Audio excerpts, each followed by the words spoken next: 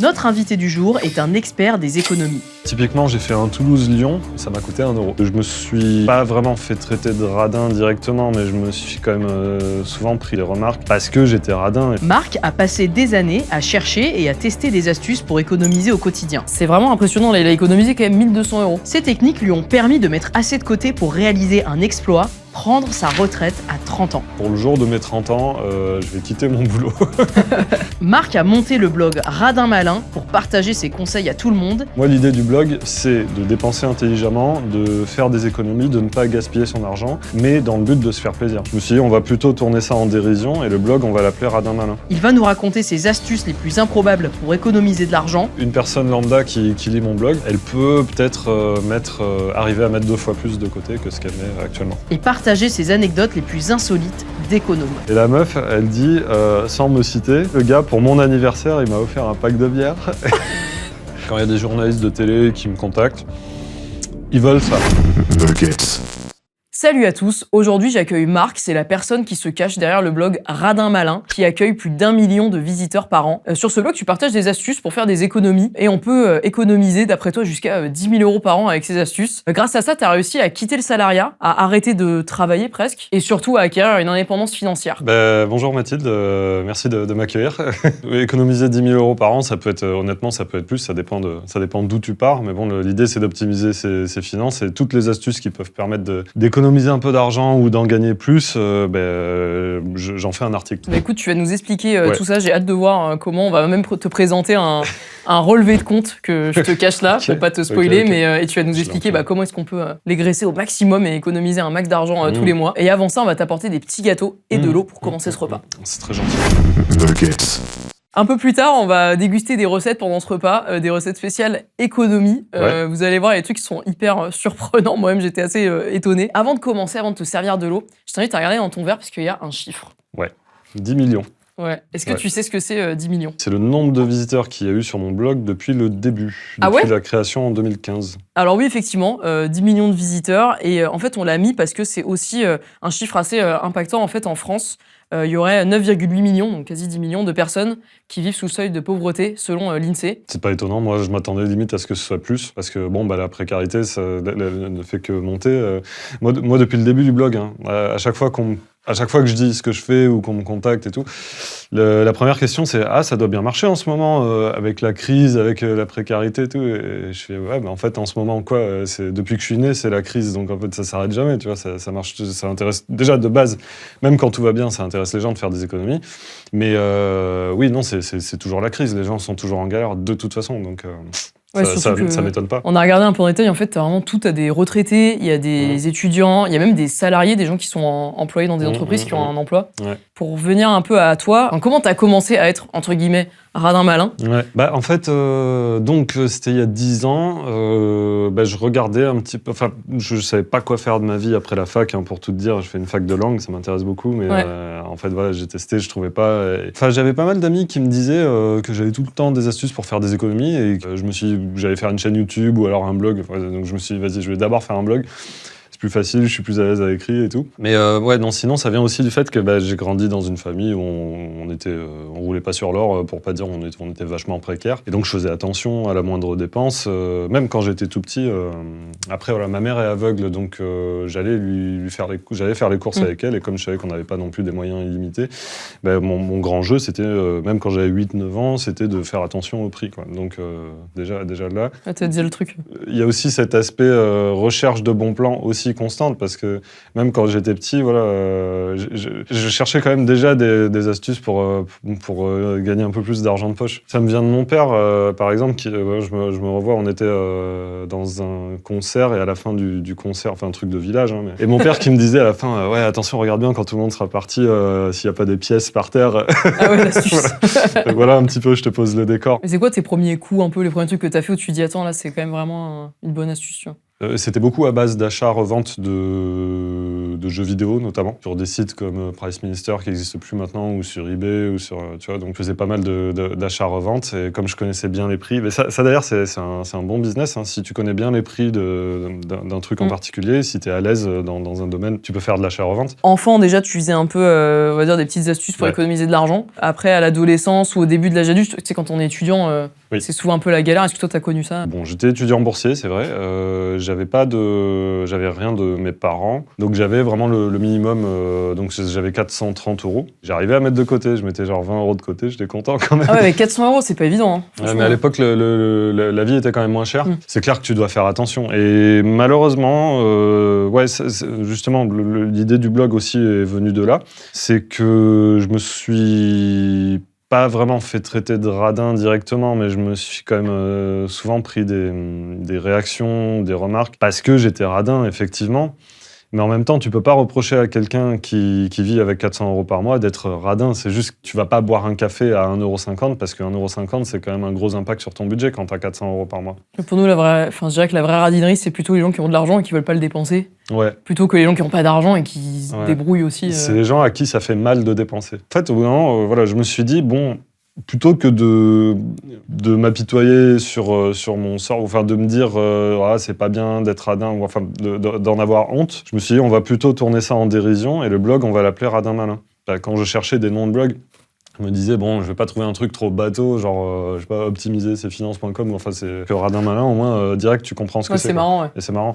Donc et puis ça tourne un peu le truc en dérision. Encore aujourd'hui, il y a des gens qui le prennent au premier degré, et j'ai des réactions malveillantes des fois, je dirais 1 fois sur 3, 1 fois sur 4. Ah ouais, qu'est-ce qu'ils disent sur certaines choses? Tu sais, ils te le disent pas directement, mais ah ouais, Radin Malin, du coup t'es radin, et puis après ils te font des petites blagues en mode c'est plus de la moquerie que des blagues. Heureusement, c'est pas tout le monde qui fait ça, mais c'est vrai que ça arrive quoi. C'est un peu comme sur les réseaux, les haters, faut juste les ignorer, quoi. Et tu dirais que t'es économe avec toi-même ou globalement dans ta vie? Globalement dans ma vie, par contre, faut pas que ça ait d'impact sur les relations sociales. Parce que j'allais te demander, si quand t'étais étudiant, comment tu fais pour faire un date, un truc, c'est compliqué de... Bah ouais, c'était compliqué, mais d'ailleurs... c'est un pote à moi qui a trouvé sur Twitter, il y a 1 an et demi, je crois, un tweet où, en fait, le thème, c'était « Racontez vos pires histoires de pince ». Bon, et la meuf, elle dit, sans me citer, mais bon, visiblement, c'était moi, à un moment donné, le gars, pour mon anniversaire, il m'a offert un pack de bière. Et puis maintenant, il tient un site très connu pour les radins. Ah non. Et donc, mon pote, il m'envoie le tweet, et il me fait « Haha, c'est drôle ». Et je regarde le profil, je fais « Putain, ça se trouve, c'est elle, attends. » si t'as fait ça. C'était le même prénom et tout. Et je me dis « Putain, bon, je vais sur Twitter, je fais « Putain, c'est elle. » Merde. C'était quoi comme bière? C'était de la Heineken, attention. La grande marque. Ça, c'est pas la Crodembourg. Et enfin, tu dis ça, mais petite parenthèse, moi, personnellement, j'en ai rien à faire que tu ramènes de l'accro ou de la bière de premier prix. Parce que ça m'est déjà arrivé de ramener de la bière premier prix parce que j'avais pas trop de thunes, ou alors en tout cas, j'avais gardé des habitudes de mec précaire, et de me prendre des remarques aussi. Tu sais, c'est comme si on va dans un resto où on sort avec des potes et qu'il y en a un qui a pas de thunes et qui dit j'ai pas de thunes, je préfère qu'on se fasse une soirée canette sur les quais ou une soirée en appart. Bah, y a pas de souci, tu vois, je vais certainement pas être le mec à critiquer ça. Bon, bah, du coup, je réponds en public, je dis coucou, ça va, je vais pas dire son prénom. Coucou, ça va, qu'est-ce que tu deviens et tout. Et puis après, voilà, on s'est expliqué en message, mais tranquille, bon, ça, c'était bon enfant. Enfin, ouais, c'est vrai que c'est ce qui m'a un peu fait mal, c'est qu'elle se soit souvenue de ça. Comme ça. Et bon, c'est vrai qu'elle a raison que c'était abusé, mais c'était pas un cadeau d'anniversaire. Vraiment, c'était juste, ouais, je te paye ça parce que j'ai 0 thune et je te paye ça. Donc, c'est quand même, je te témoigne. Et c'était plus une marque d'affection. Enfin, moi, je le voyais comme ça. C'est l'intention qui compte, comme on dit. Ouais. Et puis, voilà, en fait, c'est ça. Il y a cette espèce de pression aussi. C'est comme, même chose que quand on va dans un restaurant et qu'il y a quelqu'un qui peut pas se payer, qui prend le menu pas cher parce qu'il a pas de thunes. Moi, ça m'est déjà arrivé, par exemple, de me retrouver quelque part et j'avais pas pris du tout de vin et j'avais pris un truc moins cher que les autres, alors que les autres, ils s'étaient bien fait plaisir. Et puis à la fin, c'est on divise. Alors que toi, ton truc, il a coûté largement 2 fois moins cher que le reste. Et tu dis, bah non, bah vas-y, moi j'aimerais bien payer ma part. Et là, tu vois les yeux qui roulent, oh là là, et le relou et tout, de la part d'un mec qui gagne littéralement 250 000 € par an. C'est pas un chiffre que je sors de mes fesses, c'est le gars qui s'en vantait pendant le repas et j'étais mais c'est bon quoi mec, mets la clim, tu vois. Si t'as la personne en face de toi qui est précaire, c'est sympa de t'adapter à elle et de pas te moquer d'elle. Ouais, je suis assez sensible à ça. Mais après, le problème aussi, c'est que tu peux adopter des comportements de personnes de personnes précaires alors que tu l'es pas ou que tu l'es plus. Et là, ça te rend un petit peu détestable auprès des gens. Enfin, moi, l'idée du blog, c'est de dépenser intelligemment, de faire des économies, de ne pas gaspiller son argent, mais dans le but de se faire plaisir. L'idée, c'est quand même l'idée, c'est de se faire plaisir et de ne pas détériorer ses relations sociales. Oui, du coup, c'est vraiment pour utiliser son argent, on va dire, à bon escient et pour les bonnes choses. Ouais. Et tu vas nous détailler après un peu toutes ces astuces et surtout mettre de l'argent de côté, c'est bien, mais pourquoi faire? Tu vas nous expliquer un petit peu ce que tu as fait. Parce que je rappelle, du coup, tu as atteint l'indépendance financière, tu as quitté le salariat. Et avant d'ailleurs que tu nous racontes comment tu as réussi à quitter ton job, tu as acheté un appartement assez jeune et ça, c'est quand même une sacrée performance. Est-ce que tu peux nous expliquer? En fait, c'est ce qu'on croit, mais en fait, c'est facile. Moi, à la création du blog, en fait, j'étais là, j'avais 25 ans, j'étais fin de droit du chômage, j'étais au RSA, j'ai vécu avec le minimum de ce à quoi tu as droit en France, si tu n'as plus aucune ressource. Et je me disais, putain, c'est pas possible, ça peut pas continuer comme ça, il faut vraiment... j'ai 25 ans, allez, à 30 ans, il faut que je sois rentier et millionnaire, tu vois. Alors, spoiler alert, c'est compliqué, c'est plus compliqué que ce que les youtubeurs veulent bien dire. C'est encore possible aujourd'hui. C'est juste que ça demande pas mal de patience et ça demande de se renseigner. Et donc, j'ai commencé à lire des bouquins sur le sujet. L'autoroute du millionnaire, Tout le monde mérite d'être riche, des livres comme ça, qui t'expliquent les bases. Et quand tu lis les bases de l'enrichissement, de la gestion de l'argent, tu fais, ça te paraît un peu abstrait, tout ça, c'est des notions assez psychologiques qu'il faut garder dans un coin de ta tête. Et donc, j'ai lu des bouquins là-dessus qui expliquaient comment s'enrichir et comment acheter de l'immobilier même en partant de rien. J'ai pris un petit boulot, je suis parti à Paris, j'ai pris un petit boulot quelconque dans un service client et dès lors que j'étais en CDI confirmé au bout de 3 mois, j'ai pris un crédit pour acheter un parking, pour le mettre en location et donc l'idée c'était j'achète le parking, je mets un peu de thunes de côté en plus avec mon taf, ensuite j'achèterai un autre parking pour louer et tout et donc le parking tu peux augmenter la rentabilité encore en le louant non pas à une voiture mais à 3 motos. Parce qu'une voiture, 100 €, tu vas le louer. 3 motos, tu vas louer, 3 fois 50 €. Donc, tu es à 150 € que ça te rapporte par mois. Donc, voilà, en fait, tu as plein de petites astuces comme ça pour augmenter la rentabilité du truc. Et donc, ça peut te faire... tu as énormément d'idées de compléments de revenus à côté de ton taf. Et l'important, c'est que tu peux utiliser le fait d'être salarié et d'avoir un CDI pour aller voir une banque et demander un crédit. Et ça s'appelle l'effet de levier du crédit. Donc, moi, j'ai d'abord acheté le parking, puis après, j'ai acheté un petit appart en mentant. Après, c'est la courtière qui m'a dit de faire comme ça. Elle me dit non, mais vous dites que c'est votre résidence principale, c'est bon. Moi, je restais locataire. J'étais même hébergé à l'arrache chez un pote. Je dormais sur son canapé. Lui dormait sur le lit au-dessus, pour te dire. Alors qu'au même moment, j'étais en train d'acheter un appart à Toulouse. Et donc, comme quoi, c'est possible. L'idée, c'est ça. Tu chopes un crédit. Je te la fais très simple. Les mensualités, c'est 400 € par mois. Tu rembourses. Et le loyer, c'est 430. Tu utilises l'argent des autres, celui du locataire, pour rembourser l'argent des autres, celui de la banque. Toi, tu fais 30 € de bénéfices au passage tous les mois. Donc, tu as un appart qui se paye tout seul, et en plus, tu gagnes 30 € tous les mois. Tu peux répéter l'opération autant de fois que tu veux. Voilà. C'est juste que, effectivement, c'est pas aussi simple que ça. Il faut quand même se renseigner. Il y a des risques quand même. Si tu mets un problème dans l'appart, tu dois gérer. Il y a des risques, c'est vrai. Ça a peut-être 5% de risque d'avoir des soucis avec ton locataire. Par contre, si tu fais rien, tu as 100% de risque de te retrouver avec rien du tout à la retraite. Ça, c'est sûr et certain. Donc, moi, je préfère prendre des risques mesurés, des risques calculés. Et donc, j'ai acheté un deuxième appart, puis un troisième. Et puis après, j'ai investi un peu en bourse. Enfin, je me suis renseigné, quoi. Avant de passer au plat et du coup à toutes ces astuces qui vont vous permettre chez vous de mettre de l'argent de côté tous les mois, peut-être, je veux bien que tu m'expliques comment t'en es venu à quitter ton travail. En fait, moi mon idée fixe, c'était de me créer des sources de revenus alternatives ou passives. Et donc avec le parking, les 2 apparts, plus... alors j'avais investi en bourse dans Tesla. Et donc effectivement, je me suis fait un peu de thunes avec ça.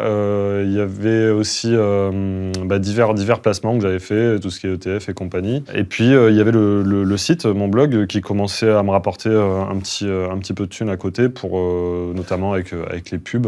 Voilà, dès le départ, j'ai commencé à mettre de la pub, à faire 2-3 partenariats. Donc en fait, tout ça commençait à faire un mix. Je commençais à gagner un petit peu d'argent avec l'immobilier, plus tout ça. Et au bout d'un an, je me suis mis à mi-temps. J'avais 29 ans et après, je me suis dit, tu sais quoi, pour le jour de mes 30 ans, je vais quitter mon boulot. Et donc, j'ai démissionné, quoi, purement et simplement. Enfin, je leur ai demandé, oui, bon, est-ce qu'il y a comment on appelle ça, une rupture conventionnelle? Ils font non. Ok, bon, super, tant pis, je démissionne, je me casse, de toute façon, je m'en fous. Mais de toute façon, je savais que je pouvais revenir à ce boulot. C'était un boulot plus ou moins alimentaire. Et du coup, le jour de tes 30 ans, tu te pointes devant ton patron et tu lui dis... Ouais, c'était pas comme dans la pub, au revoir, président. Ouais. Non, c'était, je vais au bureau des ressources humaines, bonjour, je me casse, voilà. Allez, ciao. Et on va passer au plat et à toutes ces astuces qui vont nous permettre d'économiser de l'argent. Nuggets. Alors, on m'a apporté un couteau de compétition pour ce plat, qui va peut-être te dire quelque chose, parce que la recette, on l'a trouvée sur ton blog. Merci. Est-ce que tu la reconnais ou pas, cette tortilla? Bien évidemment. Elle est bien mieux que la mienne. Attends, moi elle est pas aussi jolie, la mienne. Ah ouais? Moi, c'est des œufs brouillés, des patates, on s'en fout. Peut-être bien. C'est récupéré du kebab d'hier? Je sais pas. C'est important. Alors, je vais la couper en deux. Oh là là. Effectivement, du coup, c'est ta tortilla de reste. Raconte-moi, du coup, c'est quoi cette histoire de mettre des frites de kebab dans la tortilla?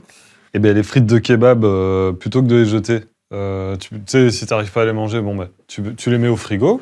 Ouais. Et puis, le lendemain, tu les coupes menu. Et tu mets ça dans l'omelette, en fait. Et tu vois, ça te fait une omelette aux pommes de terre, nickel.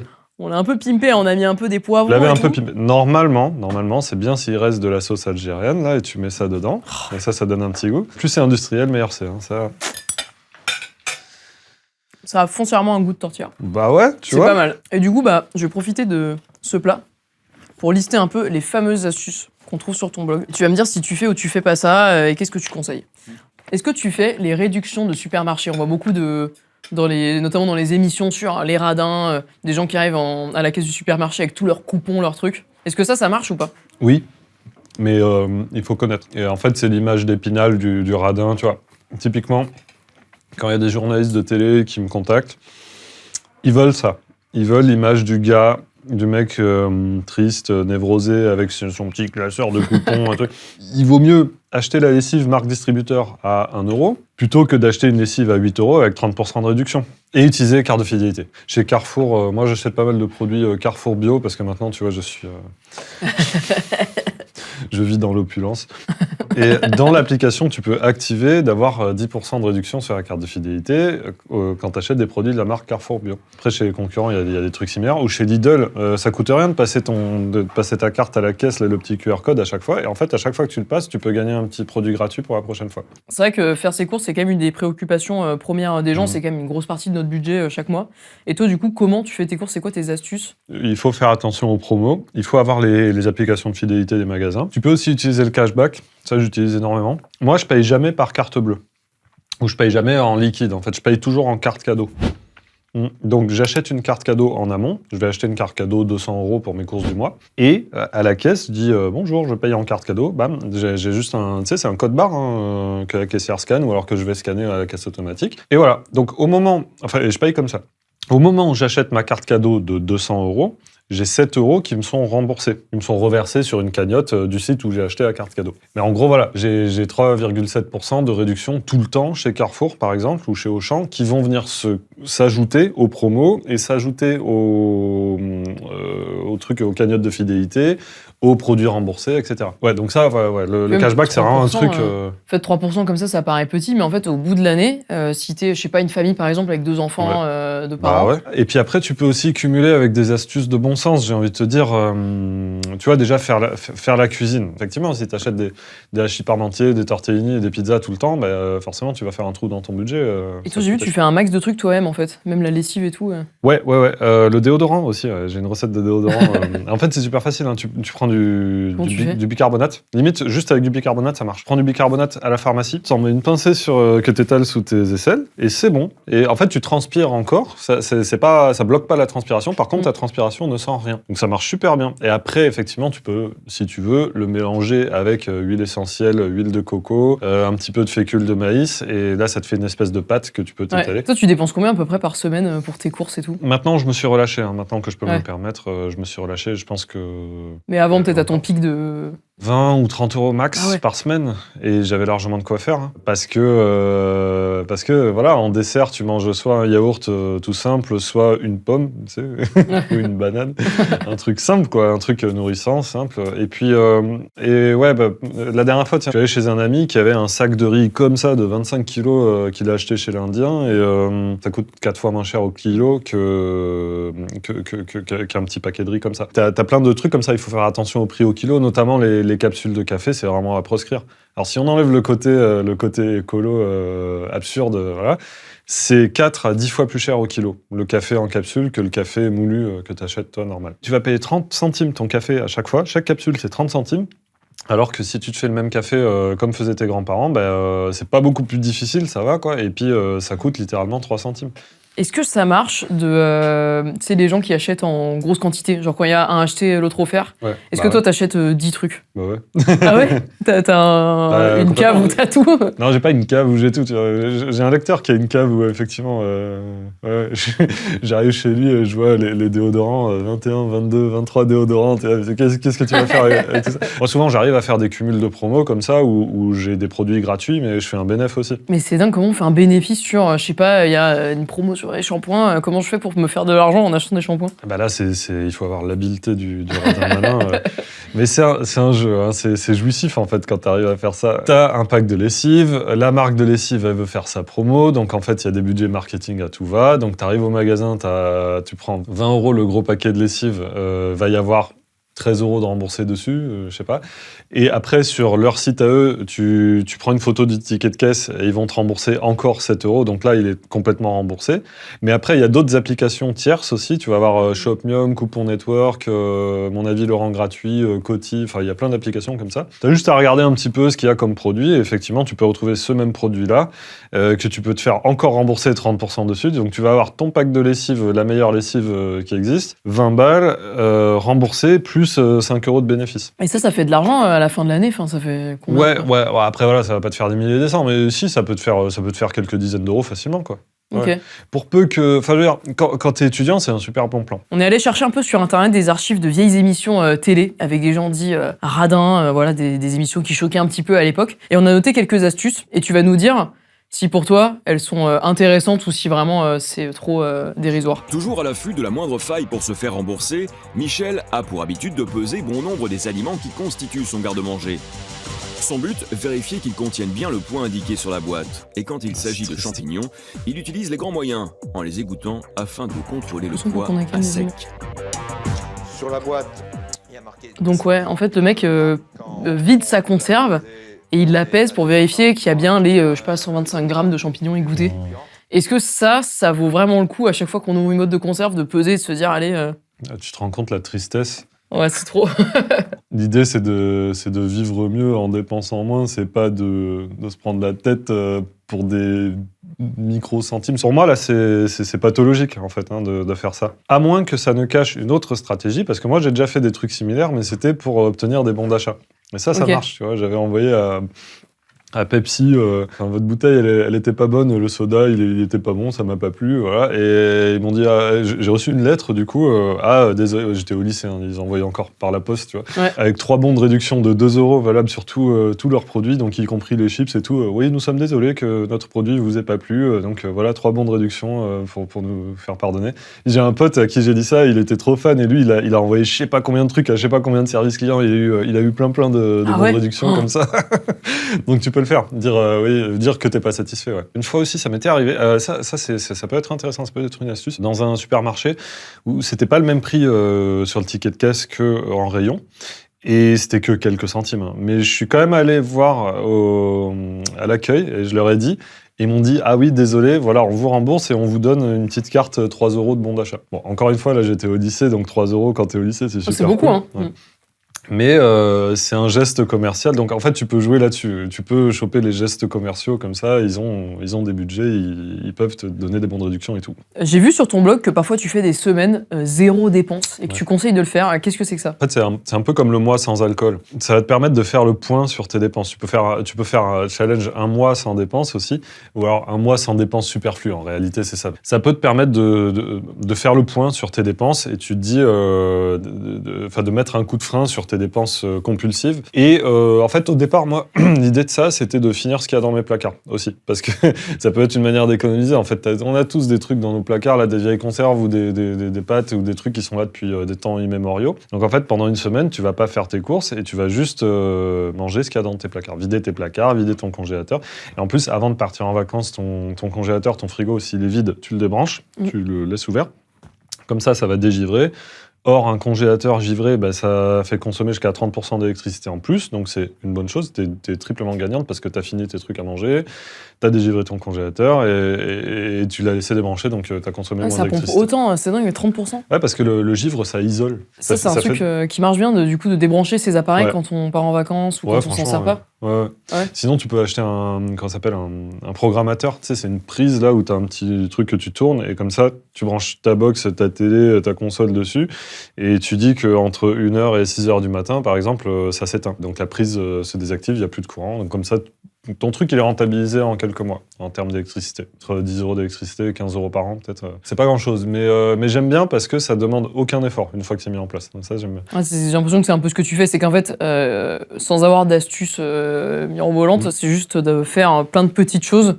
Ouais. Et en fait, c'est le cumul de tout ça qui, à la fin de l'année, te donne... Ouais. Alors moi, sur le blog, je mets à disposition un tableau Excel que j'ai fait gratuitement. Tu vois, tu peux le télécharger comme ça, c'est pour faire tes comptes. Sinon, tu peux utiliser des applications spéciales des agrégateurs de comptes qui vont se connecter à ton compte bancaire. L'idée, c'est de faire ton budget et d'identifier les dépenses inutiles. Les plateformes de streaming, par exemple, tu peux être abonné juste à une plateforme plutôt qu'à 5 ou 6. Ou enfin, dès que tu as fini de regarder la série qui t'intéressait, tu peux te désabonner. Et Amazon Prime, tu peux enchaîner les essais gratuits, tu peux prendre l'offre étudiante. Après, tu as des trucs de streaming légaux qui sont gratuits. Genre, je pense à Arte ou à France Télévisions, des trucs comme ça. Je parle beaucoup de tout ce qui est abonnement parce que je trouve que c'est vraiment le fléau de maintenant. Et quand tu fais tes comptes, tu arrives à identifier ce qui te plombe financièrement. Et tu dis, ok, ça, vas-y, je peux peut-être baisser. C'est vrai que je paye trop de Uber Eats, je dépense trop en resto, ou peut-être qu'il faudrait que je mette un petit coup de frein. Enfin voilà, ça te permet un peu de refaire le point sur ta situation. C'est aussi Uber Eats, je crois que c'était un truc que tu dénonçais pas mal sur ton blog. En fait, ça coûte énormément d'argent de se faire livrer. Ouais, non, mais ça me rend fou. Hein.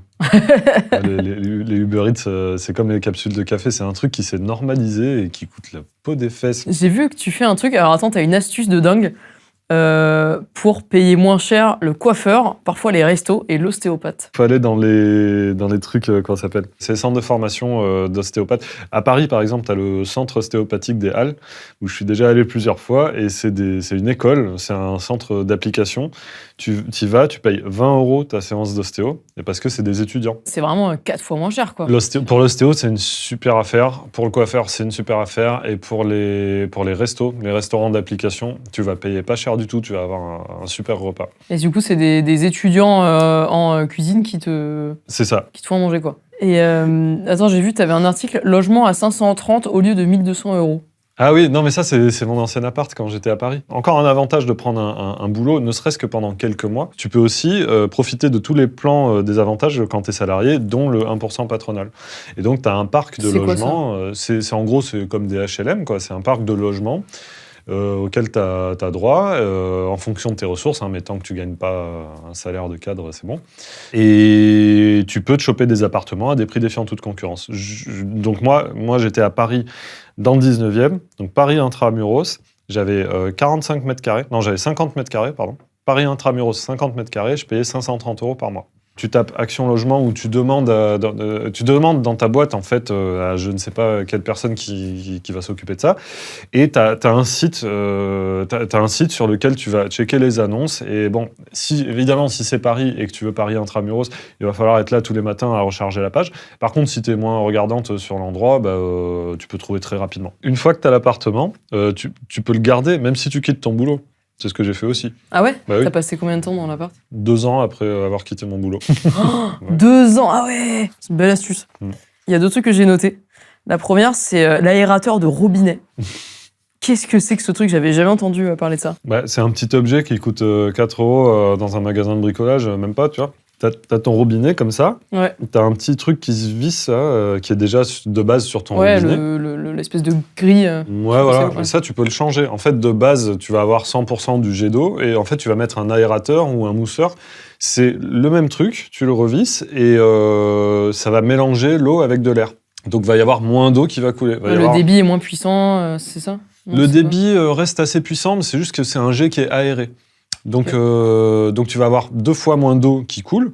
Et qui dit 2 fois moins d'eau, dit 2 fois moins d'eau chaude. Sachant que l'eau chaude, si je dis pas de bêtises, c'est 1/3 de la consommation d'électricité. Donc ça fait économiser de l'eau et de l'électricité. Je pense qu'on doit bien être à 10-15 € par mois d'économiser. Mais sans rien faire. Avec un truc qui t'a coûté 4 € et une fois que tu l'as mis, c'est bon, tu vois. C'est ça, en fait, c'est un peu, tu sais, comme avec les voitures, notamment. Moi je connaissais pas la différence entre le samplon 95 et le samplon 98. Je me disais, bon, qu'est-ce que je dois mettre? En fait, j'ai plusieurs potes à moi qui s'y connaissent, puis bon, après, je suis allé vérifier quand même un peu sur Internet. Demander à ChatGPT. Mais tu peux mettre du samplon 95 tout le temps, en fait. Hein. Ça fait aucune différence, si ce n'est que, voilà, si t'as une voiture de sport, oui, tu peux mettre du 98 parce que ça donne un peu plus la patate. Mais le samplon 95, c'est toujours moins cher. Et tu peux aussi aller vérifier sur le site prixcarburant.gouv.fr, site officiel du gouvernement, quelle est la station essence la moins chère pas loin de chez toi, et il va te les lister comme ça, et tu peux... il y a une différence tu peux économiser 10 € sur chaque plein comme ça. J'ai vu un autre truc aussi, c'est que baisser d'1 degré notre eau chaude ou notre radiateur, ça fait économiser 7% par degré. Mais c'est comme la clim, hein. Chaque degré de plus, c'est exponentiellement plus cher. Ah ouais, donc c'est dingue. Ça veut dire que si demain, chez moi, je décide qu'il fait 1 degré de moins, j'économise 7% d'électricité. Mais attention quand même à pas mettre trop froid. Moi, il m'était arrivé un truc pas ouf. J'avais vraiment 0 thune et j'avais coupé le chauffage chez moi. J'avais plus du tout de chauffage. Je m'étais dit, de toute façon, c'est bon, je vais mettre des manteaux, des sweats et tout. Et donc, j'avais foutu mes chaussures dans un placard mural. L'appartement était un petit peu humide, on va dire. Hein, et au bout d'1 semaine ou 2, j'ouvre le placard avec les chaussures que j'avais tanké là. Et là, elles étaient moisies, les chaussures. Comme de la bouffe que t'as laissé au frigo quand il y avait des fleurs. Il y avait du... Parce que du coup, l'humidité a prospéré avec le froid. Ouais, donc c'était pas ouf. En fait, au bout d'un moment, je pense qu'il faut un peu mettre le chauffage. Ouais, quand même. C'est un autre truc aussi pour louer une voiture pour 1 €. En gros, t'as un site comme ça qui s'appelle DriveMe. Alors, il y en a d'autres, mais eux, c'est les plus efficaces, où tu vas louer une voiture pour 1 €, et en fait, parce que tu la rapatries à son agence d'origine. Le mieux, je pense, c'est pour déménager, parce qu'il y a beaucoup d'utilitaires sur ce truc-là. Et bon, évidemment, c'est beaucoup entre les grandes villes. Donc moi, typiquement, j'ai fait un Toulouse-Lyon, comme ça, et ça m'a coûté 1 €. Du coup, tu peux prendre des covoitureurs, et là, tu fais un bénéfice. Ah ouais, tu fais un Blablacar. T'es un adepte de Blablacar. Ouais, carrément, ouais. Franchement, c'est dommage de rouler en voiture tout seul et de pas prendre de covoitureur. Ouais. Il y a un truc qui coûte quand même assez cher, et ça paraît parfois compliqué d'économiser là-dessus, c'est les vacances. En fait, tout le monde a envie de partir en vacances, en avion, en train. Est-ce que toi, t'as un peu des astuces pour partir en vacances pour moins cher? Il y a cette légende urbaine que c'est moins cher de prendre tes billets d'avion le mardi à 4h du matin et tout. Je me suis réveillé à 4h du mat, effectivement, là, un mardi, pour voir si les prix des billets d'avion que j'avais relevés 2 jours auparavant étaient moins chers. Et pas forcément, en fait. Voilà, spoiler. Donc, vous levez pas à 4h du mat, ça sert à rien. Par contre, j'ai remarqué ils pouvaient être moins chers si tu utilises un VPN et que tu te connectes depuis un autre pays. C'est pas systématique, mais ça peut pays qui a un arriver. pouvoir d'achat peut-être moins intéressant. Même pas obligé. Je bossais dans un service client d'une compagnie aérienne quand j'étais à Paris. Et il y a un truc que j'avais remarqué, c'est que certains billets, des fois, alors je sais pas dans quelles conditions exactement, ça c'est le secret des dieux, mais ils pouvaient être moins chers si tu les prenais au départ d'Allemagne plutôt que de France. Ou alors d'Italie plutôt que de France. Et il y a un truc, c'est mettre son appart sur Airbnb et aller chez des amis. Ouais, mais ça, c'est parce que c'est un ami à moi qui avait fait ça m'avait fait marrer, mais en fait, il avait raison. C'est-à-dire qu'il avait plus un rond. Ouais. Il a dit, bon, pendant 15 jours, je vais vivre chez un pote et je mets mon appart en Airbnb. Et du coup, il s'est fait, il s'est fait de l'argent comme ça, quoi. Voilà, c'est un peu, astuce de débrouille, quoi. Mais, Ouais, c'est un peu border, après, si tes potes sont OK, bon. Si tes potes sont OK, voilà. Faut pas le faire un an, quoi. C'est quoi ta meilleure astuce, celle dont tu pourrais pas te passer, le truc où tu dis ça, quand même, vraiment, c'est intéressant? Moi, de base, j'ai toujours été émerveillé par le cashback. C'est la première fois que j'ai vu ça, j'ai fait « Waouh, mais c'est incroyable !» Tu sais, voilà, tu vas t'acheter n'importe quel truc sur Internet et tu passes par un site de cashback avant de faire ton achat et tu as 5%, par exemple, de ton achat qui vont être remboursés. Moi, je veux m'acheter des chaussures à 100 € chez Zalando, je sais pas. Je vais sur le site de cashback, je cherche Zalando, je clique sur activer le cashback, je fais mes achats et là, au bout de quelques heures après l'achat, sur le site de cashback, je vois sur ma cagnotte, bim, plus 5 €. Et je trouve ça incroyable, je trouve ça trop cool. En fait, c'est cumulable avec tout le reste. Tu vois, dès que tu as un achat à faire. Alors évidemment, moi, quand j'étais étudiant, je prenais des gros achats de mes parents, par exemple, et je les faisais passer par le site de cashback pour récupérer la thune. Et donc ça, c'est un truc, c'est comme la carte de fidélité, quoi. Il faut juste penser à le faire à chaque fois. Est-ce que encore maintenant, parfois, tu te prives de certains trucs parce que tu dis non, ça vraiment, j'aimerais bien, mais c'est abusé, quoi. C'est trop de dépenses. Ouais, c'est vrai que ça m'arrive. Enfin, j'ai des potes qui sont précaires et des potes qui sont riches, et il y en a qui me disent ouais, mais tu roules en 207 alors que tu pourrais te payer une Tesla, et je suis là, mais ouais, mais en fait, j'en ai pas spécialement besoin. Ou alors, pareil, on m'avait taquiné parce que mon blog, en fait, j'avais le même ordinateur depuis 10 ans. Il y a des fois, effectivement, où je sens que je pourrais plus me faire plaisir et je le fais pas, mais c'est juste un réflexe que j'ai gardé, quoi. Un réflexe de galérien que j'ai gardé. Ça me fait d'autant plus plaisir quand je me dis, oui, ok, ça, je pouvais pas le faire avant, et puis maintenant, je le fais, quoi. De prendre le truc le plus cher au resto, ou j'en sais rien, je fais, non, mais c'est bon, en fait, là, je peux le faire. Et tu dirais que par rapport à quelqu'un qui fait pas attention, toi, tu mets combien d'euros par mois ou par an de côté? Est-ce que tu essayes d'estimer un peu? C'est très dur à estimer, on me la pose souvent, cette question. Parce que ça dépend de toi, ça dépend de la personne en face, ça dépend d'énormément de choses, mais clairement, moi, je pense que j'arrive à largement mettre beaucoup plus de côté qu'une personne normale. Je pense qu'une personne lambda qui lit mon blog, elle peut peut-être arriver à mettre 2 fois plus de côté que ce qu'elle met actuellement. Il y avait une deuxième vidéo à laquelle je voulais te réagir, une deuxième astuce. Je voudrais que tu me dises si ça, tu l'as déjà fait ou pas. Ça tombe bien, il y a plein de nouveautés. Si Rim fait mine d'être intéressée, elle n'a en fait qu'une idée en tête, repartir avec des échantillons de ses parfums préférés. Pour ça, elle va devoir ruser. Sa technique est imparable, regardez bien. Donc du coup, c'est une personne qui fait semblant dans une boutique de parfumerie, de cosmétiques, de vouloir acheter un parfum pour repartir avec des échantillons gratos. T'as déjà fait ça ou pas? Non, j'ai jamais fait ça exprès pour ça. Par contre, oui, effectivement, je demande systématiquement des échantillons. Par contre, ce que j'ai déjà fait couramment, c'est d'aller dans une boutique de parfums juste pour me parfumer gratos. Oui. Bon, ça, c'est la base. La petite astuce. Mais ouais, y aller exprès pour demander des échantillons, ouais. Bah, ça marche bien, au moins, on repart avec ces trucs. Franchement, ouais. On va faire un petit jeu maintenant, on va te faire analyser un relevé de compte d'une personne. Et avec ça, on va amener le dessert. Ok. Une recette que tu connais bien, mais qui, je pense, va vous surprendre. Nuggets. Ça devrait te dire quelque chose. Waouh. Ça sent bon déjà. Ce gâteau qu'a fait notre chef Édouard, est-ce qu'il te dit quelque chose? Ça me dit quelque chose, ouais. On dirait un gâteau aux peaux de banane. Exactement. Ouais. C'est une recette qu'on a trouvée sur ton site. Tu proposes un gâteau aux peaux de banane. Alors ça peut paraître surprenant. Ouais. Il y a vraiment pas de banane dedans, c'est que la peau. Ouais. Et c'est une astuce que tu as trouvée du coup pour recycler des bananes, c'est ça? Ça m'a fait marrer. Je me suis dit, bah vas-y, pourquoi pas, tu vois. Et t'as testé tout seul? Du coup, j'ai testé, ouais. C'était bon en plus. C'est ça le pire, tu vois. Ok, bah écoute, on va s'en couper une petite part de cake. Ouais, vas-y. Et bah il est hyper moelleux déjà. C'est assez étonnant. Il n'y a pas d'étiquette, hein. Il n'y a que la peau. Ah ouais. Faut enlever l'étiquette avant de mettre là. Waouh, ah ouais, c'est hyper fond, c'est incroyable. Ok, donc du coup, un gâteau aux peaux de banane, t'as trouvé cette recette sur internet? Oui, et ça m'a vachement interpellé, je trouvais ça très drôle. Et puis, voilà, tout ce qui est récup, ça m'intéresse, tu vois. Typiquement, dès que t'as une carcasse de poulet qui traîne, ou même juste des os de poulet, tu peux en faire un bouillon, tu vois. Donc là, si t'as des peaux de banane, pourquoi tu pourrais pas en faire un gâteau? Donc effectivement, ouais. Ça marche et j'ai testé et c'était plutôt bien. Et ça fait réagir les gens, donc c'est ça aussi qui m'amuse. Ah ouais, t'as eu des critiques, des gens qui ont réagi. Qu'est-ce que t'as dit quand t'as fait ton gâteau à la banane? Ouais, en mode soit étonné, soit mais c'est bon, t'es cul de pince, faut les jeter, les pots de banane. Et du coup, ça m'a fait marrer, je me suis dit que j'allais tester ce truc-là. Et alors là... Franchement, on dirait un cookie, c'est trop joli. Ouais, franchement, ouais. C'est hyper beau. C'est un gâteau à la banane. Moi, tu me dirais que ça a été fait avec des pots, je te croirais pas. Hein. C'est ouf. Ça a vraiment le goût de la banane, quoi. Tu vois Bon, bah voilà. C'est hyper bon. C'est drôle, non? Tu sers ça à quelqu'un, c'est impossible de deviner que c'est des pots de banane. Alors du coup, je vais te montrer ce relevé de compte. Voilà, un relevé de compte du mois d'août de Jean Neymar.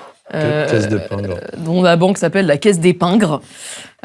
Voilà, il s'affiche à l'écran pour ceux qui nous regardent. La caisse des gros rats. La Caisse des gros rats, exactement. Alors Jean, du coup, il a un problème, c'est qu'il a des dépenses de 2 900 € par mois. Voilà, on imagine que c'est un cadre parisien qui gagne plutôt pas trop mal sa vie, qui a quand même un loyer conséquent, et du coup, il dépense dans plein de choses. Alors, est-ce que tu peux nous expliquer un peu comment toi, tu ferais pour optimiser ses dépenses, si on les prend peut-être une par une, tu vois. Loyer appartement, 1 000 €. Bah là, effectivement, je pense qu'il peut essayer de déménager et de prendre un appartement moins cher, donc de se renseigner auprès de son employeur sur ce qu'il y a comme dispositif de logement. Le fameux appart à 500 €. Voilà, donc le fameux Action Logement. C'est toujours jouable. Hein. En fait, il y a beaucoup de gens qui pensent qu'ils n'y ont pas droit parce qu'ils ont des revenus trop élevés ou des trucs comme ça. Ou, tu sais, en fait, c'est comme toutes les aides, hein. Il y a énormément de taux de non-recours. Il y a beaucoup de gens qui ont droit à des aides et qui ne les demandent pas. Donc là, c'est typiquement ça. Tu vois, tu peux avoir accès à un loyer modéré comme ça. Il faut juste demander, se renseigner. Donc Action Logement. Et tu peux aller sur le site, c'est mesaides.gouv.fr pour voir toutes les aides auxquelles tu as droit, voir si tu n'en as pas oublié. Eau et électricité, 80 €. Bah ça, en vrai, je pense qu'on peut le diviser par deux. Ça dépend ce qu'on fait, quoi. Tu peux utiliser donc des programmateurs sur les prises. Donc toi, tu penses qu'on peut enlever la 40 €, enfin avec toutes les techniques que tu nous as listées avant, ouais, effectivement. Ça dépend d'où tu pars, hein. C'est toujours ça le truc. Est-ce que tu es déjà économe de base ou pas? Si tu fais pas attention, je pense que... là, on va dire que lui, c'est un kiffeur, quoi. C'est un kiffeur. J'en ai marre et arrête de kiffer. Il peut diviser par deux s'il met les aérateurs sur le robinet, s'il dégivre son congélateur régulièrement, s'il utilise des appareils plus économes, s'il baisse le chauffage de 2 degrés, tu vois, donc pas trop chauffer en fait. C'est ça aussi, on le voit assez fréquemment. Le chauffage, c'est vraiment le pire truc, quoi. Il est aussi parti en vacances, c'est un relevé de mois d'août, et avec ce qu'on se disait tout à l'heure sur l'hôtel, l'avion et tout. Pour l'avion, tu peux utiliser un VPN pour essayer de choper 10% de réduction. Tu peux essayer d'être flex sur les dates. Bon, ça dépend des gens, ça dépend de ta situation. Mais ouais, déjà, en étant flexible sur les dates et puis sur les aéroports aussi, tu peux essayer plutôt de partir de Charles de Gaulle ou d'Orly, tu pars de Beauvais, par exemple. Bon, ça, c'est le grand classique. Mais voilà, voir s'il n'y a pas des aéroports plus économiques ou partir juste avec un sac à dos et non pas avec une valise. Moi, j'étais parti 3 semaines en Thaïlande juste avec un sac à dos. Et tu sais, parce qu'en fait, je lavais mes affaires tous les 3 jours dans des laveries, quoi. C'est facile, hein, ça coûte 2 €, tu donnes tes trucs, ils te les lavent et tu les récupères le soir. Donc là, on peut imaginer qu'il peut presque économiser un tiers de... Ouais, complètement, ouais. Et après, pour les hôtels, il y a un truc auquel on pense jamais, c'est d'aller sur le site de l'hôtel. Donc tu vas aller... Le premier réflexe des gens, c'est d'aller sur les comparateurs. Mais les comparateurs, en fait, c'est un peu des sangsues, tu vois. Ils sont là pour juste prendre leur petite commission. C'est des intermédiaires qui prennent leur commission. Donc tu vas sur ton comparateur pour trouver l'hôtel qui te convient. Et une fois que tu l'as trouvé, là, tu ouvres une fenêtre d'un autre navigateur ou navigation privée, quoi, de préférence, et tu vas sur le site de l'hôtel en question. Tu cherches le nom de l'hôtel, tu vas sur le site de l'hôtel pour réserver sur le site de l'hôtel. Et là, ce sera moins cher. Quasi systématiquement. Moi, là, récemment, j'ai réservé un hôtel à Dublin. C'était 280 € la nuit sur Booking. Je vais sur le site de l'hôtel et là, je vois déjà la nuit à 250. Et en fait, si je crée la carte de fidélité de cet hôtel-là, ça tombait à 230 plus petit-déj offert. Voilà. Donc, si j'avais pas pris la peine d'aller vérifier sur le site de l'hôtel, j'aurais payé beaucoup plus cher. Après, il est allé chez son garagiste pour une révision de voiture. Toi, t'as un avis, je crois, sur les voitures ? sur le fait que quand on habite en ville. En fait, ça dépend tellement des situations. Moi, j'ai très longtemps vécu sans voiture. Je sais que c'est tout à fait possible, même à la campagne. Alors, ça dépend où à la campagne, mais dans des petites villes, tu peux te débrouiller juste avec un vélo et tout. Après, voilà, si t'as pas envie si t'as vraiment envie d'avoir une voiture, bien sûr. Mais juste les gens qui ont 2 voitures, on peut remettre ça en question. Est-ce que tu as vraiment besoin d'avoir 2 voitures? Ou alors, les gens qui ont une voiture qui est trop chère pour eux. C'est ça aussi. Tu vois, si tu gagnes un salaire normal, c'est dommage, c'est du gaspillage d'acheter une voiture beaucoup trop chère pour toi, de faire un crédit voiture. Typiquement, le crédit voiture, tu empruntes de l'argent, donc tu payes pour emprunter de l'argent pour acheter un passif, donc quelque chose qui perd en valeur et qui te coûte de l'argent. Donc tu es perdant sur tous les tableaux. Le mieux, c'est de faire ce que j'ai fait moi, c'est d'acheter une bonne occasion, une voiture d'occasion en bon état, voilà, qui ne demande pas trop d'entretien. Typiquement, une japonaise, ça ne demande pas énormément d'entretien. Mais ne pas t'endetter, ne pas prendre de crédit voiture. Moi, c'est quelque chose que je fuis comme la peste. Le seul crédit qui est bon, c'est pour acheter ta résidence principale ou pour lancer une entreprise. Mais certainement pas pour une voiture. Et sachant que juste en dessous, en plus, ils payent son passe Parigo. Son passe Parigo, ouais. Passe Navigo, 80 €. Et tu te dis, mais est-ce qu'en habitant à Paris, on a besoin d'avoir une voiture et un passe Navigo? Ouais, bah en fait, là, c'est l'un ou l'autre. Hein, j'ai envie de te dire, c'est vrai que quand t'es dans une grande ville, soit c'est le passe Navigo, ou soit c'est la voiture, mais tu choisis. Et puis, ton passe de transport, ton employeur te le rembourse. Donc, ouais, c'est vrai. Et c'est puis, vrai que normalement, ça devrait coûter 40 €. T'en as pas forcément besoin non plus. Après, il y a de plus en plus de gens qui utilisent des vélos ou qui marchent. Hein, tu sais que moi, je marche énormément. J'aime bien ça. Et en plus, c'est bon pour la santé. Donc, si t'es à moins de 3 km de ton boulot, tu peux y aller à pied. Hein. Il a aussi fait ce mois-ci le cadeau d'anniversaire de son neveu à 44 €. Alors, ça serait que pour gâter quelqu'un, on a envie d'être généreux. Mais est-ce qu'il y a des astuces, des trucs pour... on imagine qu'il a acheté, tu vois, un jouet, un Lego assez cher. Bah, moi, je trouve que ça dépend. Tu peux l'acheter en reconditionné, tu peux chercher les offres reconditionnées déjà de base. Tu peux essayer de le trouver sur Le Bon Coin ou sur Vinted ou des gens qui le revendent alors qu'ils n'ont pas vraiment touché. Et là, tu peux le trouver. Franchement, même sur Vinted, tu peux le trouver 2 fois moins cher le truc. Ça dépend ce que tu as acheté. Et après, tu peux utiliser toujours du cashback, bien évidemment, pour essayer de gratter 5 ou 10% par là. Alors après, il a pas mal d'abonnements. Je crois que Jean, il aime bien regarder des films, puisqu'il a un abonnement Netflix à 12,99, un abonnement Prune Vidéo à 11,99, voilà. Un abonnement Disney+, peut-être pour le neveu, à 5,99, et un abonnement, un supplément Maramount pour les films, la compagnie Maramount, à 3,99, et aussi son Spotify, puisque Jean aime bien la musique à 12,99 quand même. Donc là, on est quand même sur pas mal d'argent. Bah là, typiquement, en fait, si tu fais le calcul de tout ça, mis bout à bout, 48, donc ça fait 48 € par mois. X 12, ça fait 600 balles par an. Et donc ça, tu peux prendre des abonnements partagés. Donc tu vas sur des sites spécialisés dont je parle sur mon blog, voilà. Et tu peux avoir tes abonnements là à 4 fois moins cher. Donc c'est pour partager un compte familial avec d'autres gens en fait, c'est ça? C'est ça, c'est un peu, on va dire, c'est un peu un Blablacar ou un Flixbus où tu prends une place au sein d'un abonnement familial que la plateforme a elle-même acheté dans des pays où ça coûte moins cher. Donc c'est la technique du VPN que tu peux faire toi-même si tu veux, mais il faut payer le VPN. Enfin, eux, ils le font déjà tout packagé bien comme il faut, ils te vendent une place à unité. Et ça coûte combien par mois du coup l'abonnement? Ça coûte 4 fois moins cher, quoi. En gros, c'est ça. Ouais. Donc on peut dire, et tu conseillais en plus tout à l'heure de garder qu'un seul abonnement. On va dire que pour les films, on pourrait presque enlever ceux-là. Ouais, après, si t'en enlèves 2 sur le total, parce que t'as peut-être pas forcément besoin de toutes ces plateformes. Franchement, ton total de 600 € par an, tu peux le baisser à 100 € par an. Hein. Et là, tu fais 500 € d'économie à l'aise. Ouais, hein. Donc 600, ça ferait 10 € par mois, quoi. Complètement, ouais. Et puis, c'est sans parler de la box aussi. C'est vrai que on n'a pas la box là-dedans, mais ouais, c'est vrai. Moi, je connais des gens qui n'ont pas de box. Ils font tout en partage de connexion, ils n'ont pas de box chez eux. Bon, voilà, ça marche très bien. Ça fait 30 € d'économiser par mois. Il y a aussi coiffeur ostéo, tu nous as expliqué que du coup on pouvait payer à peu près la moitié, même plus que la moitié du prix. Ça, ostéopathe, t'avais dit 20 €. Ouais. Puis on le 40 €. Et là, le coiffeur, pareil, ça avait dit, je crois, 15 €. Ouais, près, complètement. €, tu peux faire moitié prix, quoi. Et les courses de nourriture, il est à 300 € de nourriture Pour lui tout seul. Ah, ça demande de revoir un petit peu ta Ouais. manière de manger, peut-être, le cas échéant, et d'être plus attentif aux promos. Et donc, si tu vois un truc, un acheté, le deuxième à moitié prix, sur des produits non périssables, typiquement, je sais pas, des produits de beauté, du chocolat, j'en sais rien, et ben moi, j'en achète une dizaine à chaque fois, quoi. Forcément, si je sais qu'il est pas souvent en promo, bien sûr, je vais en acheter une dizaine d'un seul coup. Donc, suivant comment tu fais tes courses, ouais, tu peux diviser par deux facilement Ah ouais. la facture. Ouais. C'est incroyable. Ok, alors j'ai fait le calcul. Du coup, en partant du principe qu'il garde quand même son appartement, parce qu'on sait pas trop voilà, s'il est éligible aux conditions, tout ça. Partant par contre du principe qu'il a plus de voiture et qu'il utilise uniquement les transports en commun, et ben j'en ai marre, passe de dépenser 2 900 € par mois à 1 727, juste avec, on vient de le voir, pas des trucs forcément de dingue, quoi. C'est vraiment impressionnant, là, il a économisé quand même 1 200 €. Ça va vite, hein, tu sais, c'est comme quand t'es en vacances, ça va vite de dépenser l'argent. Ben, dans la vraie vie, c'est pareil. Et si tu fais pas attention, ça va très vite, quoi. Ah, c'est dingue, hein, C'est- franchement.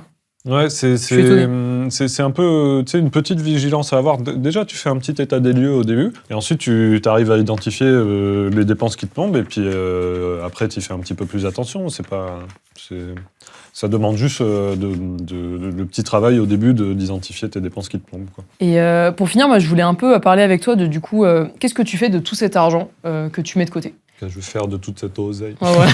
C'est un peu ça. Est-ce que tu te fais plaisir sur d'autres choses? Tu voyages? T'investis, je crois, du coup, pas mal. Là, je vais en Colombie en business. Oh, belle. Mais j'ai payé 500 balles le billet, Ouais. l'aller-retour. Et, Mais oui, non, plus largement, moi, ma vision globale, elle est plus de me sécuriser financièrement. Parce qu'en fait, en vrai, voilà, comme beaucoup de gens qui sont économes, j'ai la peur de manquer, en fait. C'est surtout ça. Mais j'en ai fait un objectif de vie, tu vois. Je me suis dit, vas-y, je me suis mis une direction. Je me suis dit, l'objectif, c'est de devenir rentier. C'est d'avoir des revenus passifs. En même temps, c'est un peu le rêve de tout le monde, quoi. Et donc, c'est possible, c'est difficile, ça demande beaucoup de patience. Chaque euro qui est économisé, tu peux le mettre de côté, et ensuite, une fois que tu as suffisamment d'argent de côté, tu peux l'investir. Donc, soit le truc classique sur un PEA dans des ETF, mais c'est pas seulement aussi l'argent que tu as mis de côté, c'est encore une fois le levier du crédit. Donc, t'endetter pour acheter de l'immobilier, pour le mettre en location, ça, c'est aussi la logique de base qu'il faut utiliser.